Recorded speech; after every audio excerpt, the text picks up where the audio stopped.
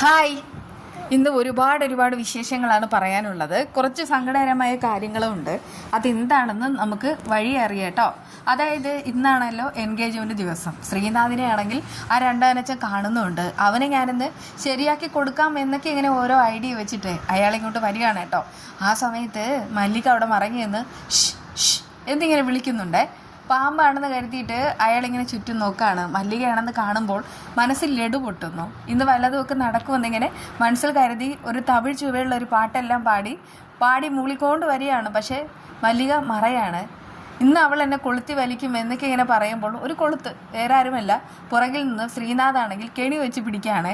അങ്ങനെ അയാളെ പിടിച്ചു വലിച്ചുകൊണ്ട് പോകുന്നുണ്ട്. അപ്പോഴാണ് അത് ശ്രീനാഥിൻ്റെ കെണിയാണെന്ന് മനസ്സിലാവുന്നത്. ശ്രീനാഥ് അയാളെ പഞ്ഞിക്കിടാൻ പോവുകയാണ്. എങ്ങനെയെങ്കിലും അയാളെ കൊണ്ടുപോയി റൂമിനകത്ത് ഒളിപ്പിച്ച് കിടത്തണം. അത് തന്നെയാണ് ശ്രീനാഥിൻ്റെ പ്ലാൻ. അങ്ങനെ മല്ലികയും കൂടെ സഹായത്തിനെത്തുകയാണ്. എന്നിട്ടാണെങ്കിൽ വായിക്കയിൽ ഒരു പ്ലാസ്റ്റിക് എല്ലാം കൂടെ മൂടി കെട്ടുന്നുണ്ട്. എന്നിട്ട് വലിച്ചഴിച്ചുകൊണ്ട് ഒരു കന്നാസിനകത്തിട്ട് കൊണ്ടുപോകുന്നു. ഒരു ഒഴിഞ്ഞ റൂമിൽ അവർക്ക് രണ്ടുപേരും കൂടെ വലിച്ചഴിച്ച് കൊണ്ടുപോയിട്ട് അവിടെ കൊണ്ടുപോയി ഇടുകയാണ് കേട്ടോ. ആ സമയത്ത് താനിനി ഇവിടെ കിടക്കുന്നൊക്കെ പറഞ്ഞിട്ട് കൈയും കാലും കെട്ടി വരിച്ചിട്ട് അവർ രണ്ടുപേരും അവിടെ നിന്ന് പതിയെ എസ്കേപ്പ് ആവുന്നു. ഇന്നത്തെ ഈ ഒരു ഫംഗ്ഷനിൽ VIP സാഗറും ഫാമിലിയുണ്ട്. സാഗറും സുജാതയും കൃപയും ഒക്കെ വരികയാണ്. പ്രത്യേകിച്ച് നമ്മുടെ വിവേകിൻ്റെ മമ്മി തന്നെ പോയിട്ട് ക്ഷണിക്കുന്നുമുണ്ട്.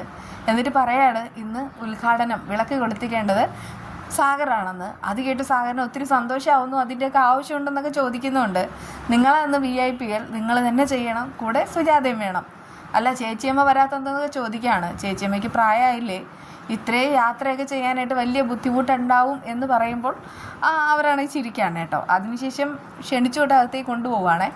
എന്നിട്ട് ധനത്തിനെ വിളിക്കുന്നുണ്ട്. ധനം പറയുന്നുണ്ട് വിളക്ക് കൊളുത്തേണ്ടത് സാഗറാണെന്ന് ഞങ്ങളെല്ലാവരും തീരുമാനിച്ചിട്ടുണ്ടെങ്കിൽ സാഗർ തന്നെ അത് ചെയ്തേ മതിയാവും. നിങ്ങളുടെയൊക്കെ സന്തോഷമല്ലേ എൻ്റെ സന്തോഷം. അങ്ങനെ അത്രയും വലിയ തീരുമാനം എടുത്തിട്ടുണ്ടെങ്കിൽ ഉറപ്പായിട്ടും ഞാൻ വിളക്ക് കൊളുത്താമെന്ന് സാഗർ തന്നെ സമ്മതിക്കുന്നുണ്ട് കേട്ടോ. അവിടെ ഒരു അവതാരക പെൺകുട്ടിയുണ്ട്. എന്തായാലും അവളൊരു മൈക്ക് പിടിച്ചിട്ട് നിൽക്കുകയാണ് കേട്ടോ. ചടങ്ങിന് മുന്നോടിയായിട്ട് വിളക്ക് കൊളുത്താനാണ് അവരുടെ എല്ലാവരുടെയും തീരുമാനം.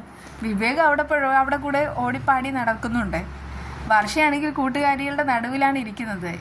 ഇനി ഇരിക്കുന്നത് കോസ്റ്റ്യൂമിന് വേണ്ടിയിട്ടാണ്. കൺമണിയാണ് ഡിസൈൻ.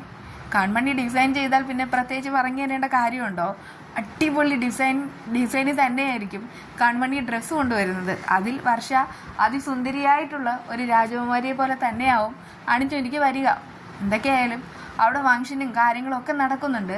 കൺമണിയും കൃഷിയും എല്ലാവരും എത്തുകയാണ്. എന്നാൽ ഇടയ്ക്കാണെങ്കിൽ വസുന്ധര വന്നിട്ട് ധനത്തിനെയൊക്കെ അന്വേഷിക്കുന്നുണ്ട്. ധനത്തിന് ഒരു ഫോൺ കോൾ വന്ന് പുറത്തെവിടെ പോയതാന്നൊക്കെ പറയുന്നുണ്ട് കേട്ടോ. അതേസമയം ഈ വർഷയെ കാണുന്നില്ലല്ലോ എന്നോർത്ത് വസുന്ധര നിൽക്കുകയാണ്. ശേഷം മല്ലികയോട് വർഷ എവിടെ, വർഷ ഇതുവരെ കോസ്റ്റ്യൂം ഇട്ടില്ലെന്ന് ചോദിക്കുമ്പോൾ ഞാൻ അങ്ങോട്ട് പോയില്ല എന്ന് മല്ലിക പറയുന്നു. ഇന്നത്തെ കാര്യത്തിൽ നീയാണ് എല്ലാത്തിലും പോയി ഇടപെടാനായിട്ട്.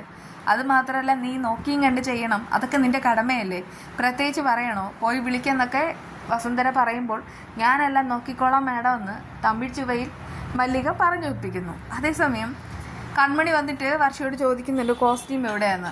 അത് കൊള്ളാം, കോസ്റ്റ്യൂം കൊണ്ടുവരേണ്ടത് കൺമണിയല്ലേ എന്ന് കൂട്ടുകാരികൾ ചോദിക്കുന്നുണ്ട്. കോസ്റ്റ്യൂം അല്ലേ ഞാൻ അഭിയുടെ കയ്യിൽ കൊടുത്തയച്ചതാണല്ലോ, അഭി ഇങ്ങ് കൊണ്ടെത്തിച്ചില്ലേ എന്ന് അവർ ചോദിക്കുമ്പോൾ ഭയങ്കരമായിട്ട് സംശയം ഉണ്ടാവണേ. അവൾ ഇങ്ങ് വരട്ടെ, അവൾക്കിട്ട് 2 കൊടുക്കാമെന്ന് ശിവയും അഭിരാമിയും പറയുന്നു. ആ സമയത്താണ് അഭി സോറിയൊക്കെ പറഞ്ഞിട്ട് അങ്ങോട്ട് കോസ്റ്റ്യൂമായിട്ട് വരുന്നത്. ഞാനാണെങ്കിൽ ഒരു ഫ്രണ്ടിനെ കണ്ടു, സംസാരിച്ചുകൊണ്ട് നിൽക്കായിരുന്നു, സമയം പോയത് അറിഞ്ഞില്ല. എന്തായാലും കോസ്റ്റ്യൂം കൊണ്ട് വന്നിട്ടുണ്ടെന്ന് അറിയിക്കുന്നു. കൺമണിയുടെ കോസ്റ്റ്യൂം കാണാനാ ഞങ്ങളെല്ലാവരും ആകാംക്ഷപൂർവ്വം കാത്തിരിക്കുകയാണെന്ന് കൂട്ടുകാരികൾ ഹൈപ്പ് ചെയ്ത് പറയാണ്. എല്ലാവരും ആകാംക്ഷയുടെ മുൾമുരയിൽ നിൽക്കുന്നു. ആ സമയത്ത് വർഷയാണെങ്കിൽ പതിയെ അവർ ഡ്രസ്സ് ഇങ്ങനെ നോക്കുന്ന സമയത്ത് ഞെട്ടിത്തരിച്ച് നിൽക്കുന്നു. കാരണം കോസ്റ്റ്യൂം എന്ന് പറഞ്ഞാൽ വളരെയധികം ബ്യൂട്ടിഫുൾ, പക്ഷെ അതാണെങ്കിൽ കീറി പറിച്ചു വെച്ചിരിക്കുക. ഇത് ചെയ്യാൻ ഇവിടെ ഈ ഭൂമി മലയാളത്തിൽ ഒരൊറ്റയാൾക്കേ ധൈര്യമുള്ളൂ. ധൈര്യമൊന്നും പറയാൻ പറ്റില്ല, ഒരു ചെറ്റത്തരം. അത് വേറെ ആര് ചെയ്യും? മാനസ തന്നെയാണ് ഇവിടെ വില്ലത്തിയായിട്ട് വന്നിരിക്കുന്നത്, അവൾ തന്നെയാവും. എന്തായാലും ആ ഒരു കോസ്റ്റ്യൂം കണ്ടിട്ട് വർഷം അങ്ങോട്ട് അമ്പാടെ കരയാണ്. കൺമണി പറയുന്നുണ്ട് സ്റ്റുഡിയോയിൽ നിന്ന് ഞാനിത് കൊടുത്തയച്ച സമയത്ത് ഇത് അടിപൊളിയായിരുന്നു, പക്ഷേ ഇതിപ്പോൾ എന്താ, ഇത് ആരാ ഇത് ചെയ്തത്? എല്ലാവരും അബിയുടെ മുഖത്തേക്ക് നോക്കുകയാണ്. നിങ്ങളെന്തിനാ എന്നെ നോക്കണേ? ഞാനായിട്ട് എന്തെങ്കിലും ചെയ്യുമെന്ന് നിങ്ങൾക്ക് തോന്നുന്നുണ്ടോ? ഞാനിത് ഓപ്പൺ ചെയ്ത് പോലും നോക്കിയിട്ടില്ല, ഇതെങ്ങനെ പറ്റിയതെന്നും എനിക്കറിയില്ല. പക്ഷേ ഞാനാണെങ്കിലേ ഇതാണെങ്കിൽ കൂട്ടുകാരി വന്ന സമയത്ത് മേശപ്പുറത്ത് വെച്ചിട്ട് അവളുടെ അടുക്കൽ പോയി സംസാരിച്ചു, എന്നിട്ട് തിരിച്ചു വന്നു, എന്നിട്ട് എടുത്തുകൊണ്ട് വന്നു. ഇത് മാത്രമാണ് എൻ്റെ മനസ്സിലുള്ളത്. അത് കേട്ട് കൺമണിക്ക് ഭയങ്കരമായിട്ട് സംശയം ഉണ്ടാവാണ്. എന്നാൽ ഇത് ആരായിരിക്കും ചെയ്തത്? വർഷയ്ക്ക് എന്നെ സംശയം ഉണ്ടോ എന്ന് ചോദിക്കുമ്പോൾ വർഷ പറയുന്നുണ്ട്, ഒരിക്കലും ഇല്ല, കൺമണി ഒരിക്കലും ഇങ്ങനെ ഒരു തെറ്റ് എന്നോടെന്നല്ല ആരോടും ചെയ്യില്ല. അത് 100% ഷുവറായിട്ടുള്ള കാര്യമാണ്. ഇതിപ്പോൾ എന്താ പറ്റിയതെന്ന് അറിയത്തുമില്ല. സമയമായി. അയ്യോ, ഇനിയിപ്പോൾ വർഷ ഏത് കോസ്റ്റ്യൂം ഇടും അതോർത്ത് കൂട്ടുകാരികൾക്ക് ആകെ ടെൻഷനാവാണ്. ഈ ഒരു ഡ്രസ്സിൽ അവൾ അതിസുന്ദരിയായിരിക്കുമെന്ന് പ്രത്യേകിച്ച് പറഞ്ഞു തരേണ്ട കാര്യമല്ലല്ലോ. അത്രയും ഭംഗിയായിട്ടുള്ളൊരു കോസ്റ്റ്യൂം തന്നെയാണത്. നമുക്ക് സേഫ്റ്റി പിന്ന് വെച്ച് എങ്ങനെയെങ്കിലും ഒപ്പിക്കാമെന്നൊക്കെ കൂട്ടുകാരികൾ പറയുന്നേ. പക്ഷെ കൺമണി പറയുന്നുണ്ട് അതൊന്നും പറ്റില്ല, കാരണം ഇത് തുണിയാകെ വലിഞ്ഞിരിക്കുകയാണ്, ഇതിനി എന്ത് ചെയ്യുമെന്ന് എനിക്ക് യാതൊരു നിശ്ചയവുമില്ല, നിങ്ങളിവിടെ ഇരിക്കുക, ഞാനിപ്പോൾ വരാമെന്ന് പറഞ്ഞിട്ട് നേരെ കൃഷിൻ്റെ അടുക്കലേക്ക് പോവാണ്. ആ സമയത്ത് കൃഷ് വിവേകിനോട് പറയുന്നുണ്ട്, ഇന്ന് നോക്കിക്കോ വർഷ അതിസുന്ദരിയായിരിക്കും, കാരണം കോസ്റ്റ്യൂം ചെയ്തത് കൺമണിയാണ്. അതും ഇതിനെ പ്രത്യേകിച്ച് പറഞ്ഞു തരേണ്ട കാര്യമുണ്ടോ? മമ്മിയാണല്ലോ കൺമണി അത് ഏൽപ്പിച്ചത്. കൺമണിയെ വെറുതെ ഒന്നും മമ്മി ഈ ഡിസൈൻ ചെയ്യാൻ ഏൽപ്പിക്കില്ല എന്നൊക്കെ വിവേകും പറയുന്നു. ആ സമയത്ത് കൺമണി വന്നിട്ട് പറയുന്നുണ്ട്, ഒരു പ്രശ്നമുണ്ട്, വേറൊന്നുമല്ല, ഞാനാണെങ്കിൽ കോസ്റ്റ്യൂം കൊടുത്തയച്ചിരുന്നല്ലോ, ഇവിടെ കോസ്റ്റ്യൂം ആരോ കീറി പറിച്ചു വെച്ചിരിക്കുകയാണ്. അത് കേട്ടിട്ട് വിവേകും കൃഷും ആകെ ദേഷ്യപ്പെട്ട് സങ്കടപ്പെട്ട് നിൽക്കുകയാണ്.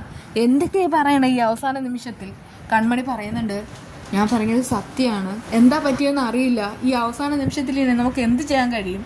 എൻ്റെ പൊന്നു കൺമണി, സമയമില്ല, അവിടെ അനൗൺസ്മെൻറ്റ് തുടങ്ങിക്കഴിഞ്ഞു, അവിടെ ആൾക്കാരൊക്കെ വെയിറ്റ് ചെയ്യാണ്, ഇനി എന്ത് ചെയ്യും എന്നൊക്കെ ഇങ്ങനെ അവരിങ്ങനെ ടെൻഷൻ അടിച്ച് പറയണം കേട്ടോ.